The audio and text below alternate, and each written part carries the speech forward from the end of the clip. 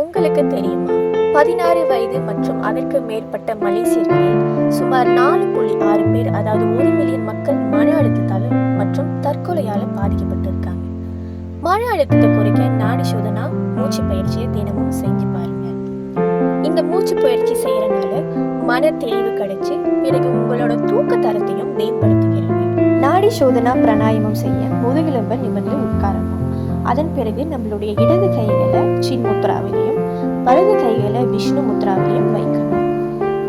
அதன் பிறகு வலது நாசி கட்டை விரலால் மூடி இடது நாசி வழியாக மூச்சை விடுங்க. இடது நாசி வழியாக மூச்சு உள்ளிழுத்து பின்னர் மோதிர விரலால் மூடி வலது நாசி வழியாக மூச்சை விடுங்கள்.